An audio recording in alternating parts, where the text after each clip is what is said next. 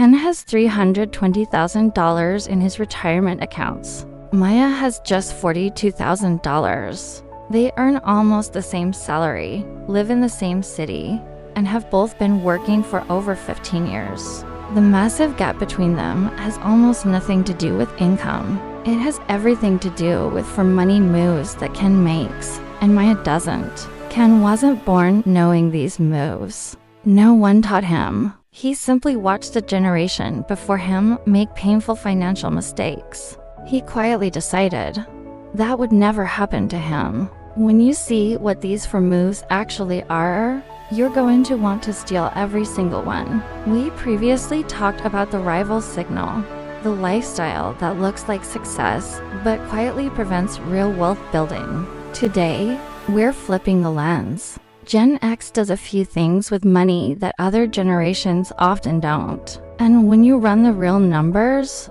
the results aren't even close. We're also bringing in Zoe, 24, Gen Z. She's the most financially literate person in her family. She knows what an index fund is, casually talks about compound interest, and is already investing. On paper, she's ahead of where Maya was at 24. But a gap is already forming that she can't see yet. Here's the baseline. Ken earns $85,000 a year. Maya earns $78,000. Zoe earns $48,000. The core point isn't who earns more. It's who keeps more and what they do with what they keep. 4 moves. Real dollar math. Let's go. Move 1. The emergency fund. In 2001, Ken was 27, 3 years into a solid job. He watched a colleague named Bill get walked out. Bill had been with the company for 20 years. That night, Ken opened a high-yield savings account and has never let it drop below 5 figures since. Ken keeps 6 to 8 months of expenses in cash at all times. Federal Reserve data shows Gen X has the highest rate of emergency fund adequacy. Maya has about 1 month. Zoe has only a few $100s. She invests $50 a month in index funds, which is smart, but has almost no cash buffer. Life always hits. A $4,000 emergency, car repair, medical bill, emergency flight home. Ken writes a check done. His 401k contributions never skip a beat. Maya puts it on a credit card at 24% APR. It takes her 14 months to pay off, turning $4,000 into roughly $4,700. During that time, she pauses her retirement contributions. Zoe splits it across buy now pay later apps and stops her $50 monthly investments for 4 months. This doesn't happen once. Americans face a financial emergency roughly every 12 to 18 months. Over 15 years, that's 10 to 12 events. Ken absorbs all of them in cash. His investment plan never flinches. Maya borrows for most of them and pauses investing each time. The compound cost of those pauses and interest adds up to roughly $35,000 to $45,000 in lost portfolio value over 15 years. The emergency fund isn't sexy. Nobody makes TikToks about a $15,000 savings account. But it's the move that protects every other move. Gen X learned it the hard way. Move 2, split every raise. When Ken was 14, he watched his parents get a big income boost. New car, new TV, kitchen renovation. Then the company downsized. The income dropped, but the lifestyle expenses didn't. He never forgot that. So when Ken gets a $5,000 raise, he increases his lifestyle by only about half, roughly $2,500 a year. The other $2,500 goes straight into his 401k. He barely notices the difference in daily life. Maya uses the entire raise to upgrade her apartment, gym membership, and subscriptions. Her savings rate doesn't budge. Zoe increases her investments by $20 a month and spends the rest, 95% lifestyle, 5% savings. Assume they get a raise like this every 2 to 3 years. Over 15 years, Ken's habit of banking half of every raise adds $130,000 to $150,000 in extra wealth. Maya banks nothing. Her lifestyle grew exactly as fast as her income. She looks more successful, but her net worth barely grew faster than if she'd never gotten the raises. Zoe's extra investments grow to about $7,000, $9,000. This is lifestyle creep. Ken creeps slowly and banks the difference. Maya and Zoe creep at the speed of their income. Over 15 years, slow creep versus fast creep is the difference between a six-figure portfolio boost and a nicer apartment. Move 3. Borrow only for assets that go up. As a kid, Ken found his mom's credit card statements, 3 cards, minimum payments, balances that never went down. She wasn't reckless, but the math stopped working. Ken has never carried a credit card balance in his life. His only debt is a $350,000 fixed-rate mortgage. He drives a paid-off 2017 Camry with 140,000 miles. Maya has $14,000 in student loans, a $22,000 car loan at 6.5%, and a rotating credit card balance.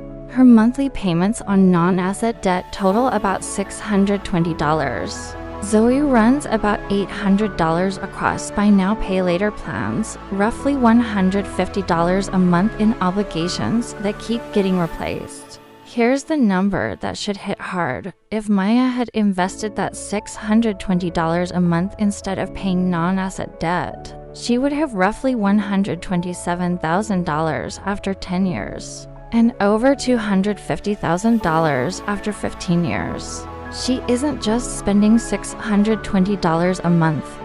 She's spending $620 plus the $250,000 it could have become. That's the real cost of casual debt. Opportunity cost.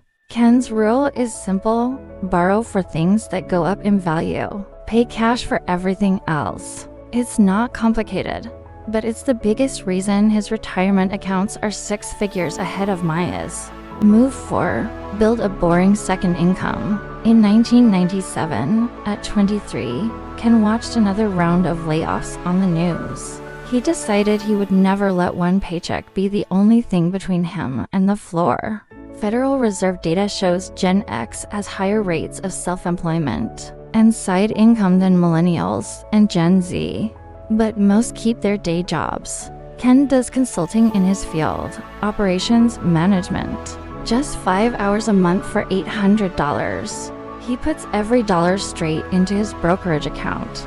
He's been doing this for 12 years. Maya has tried several side hustles, freelance writing, an online course, reselling clothes, all of which eventually fizzled or lost money. Her current side income is $0. Zoe has an Etsy shop making custom phone cases. After costs and time, she nets about $50 a month. The math: Ken's $800 a month invested at 10% for 12 years is about $184,000. Over 15 years, it becomes roughly $250,000 to $170,000. Maya's side efforts netted negative. Zoe's $50 a month grows to about $20,000, $23,000 over 15 years. The difference isn't talent, it's strategy. Ken monetized a skill he already had in the most boring, consistent, invisible way possible. No content, no audience, no startup cost. The market turned that consistency into $250,000. One honest caveat: Gen 10 is the least likely generation to use a financial advisor. Their DIY instinct makes sense. They saw what happened when their parents trusted experts with pensions. But it has a cost. Ken manages his own portfolio. He rarely rebalances, doesn't do tax loss harvesting, and hasn't optimized fees. His allocation is 60/40 stocks to bonds. For a 52-year-old with a long horizon, most planners would recommend closer to 80/20. That 20% difference in equity exposure over the past 15 years likely cost him $50,000 to $80,000. The irony: The same distrust that drove Ken to build an emergency fund, control lifestyle creep, avoid bad debt, and create side income also made him too cautious in the stock market. The one place where leaning in over long periods has always been rewarded. Stacking all for moves. Emergency fund saved Ken from $35,000, $45,000 in losses. Splitting raises built Ken an extra $130,000, $150,000. Strategic debt. Maya's non-asset debt cost her over $250,000 in opportunity. Boring side income added Ken $250,000, $270,000. Together, these four simple behavioral patterns created a $400,000 to $500,000 gap in net worth. On similar incomes in the same city, over similar working years. This isn't a gap you close with a better job or a hot stock pick. It's a gap created entirely by how they treated the money they already had. Ken's behaviors didn't come from a book. They came from pain. He watched layoffs, lost pensions, and crushing debt destroy the generation before him. He turned scars into strategy. Maya and Zoe didn't see those things up close, and that's not their fault. The good news? You don't have to live through the pain to learn the lesson. You don't need to be Gen X to use these Gen X money moves. You just have to be willing to look less successful today so you can actually be successful tomorrow. Build the buffer. Split the raise. Kill the casual debt. Start the boring side income. 4 moves. None flashy. All devastating over time. If this changed how you think about money, share it with someone who needs to hear it. Your money habits aren't random. They're either borrowed from the generation that raised you, or chosen by the person you're becoming. Make sure you're choosing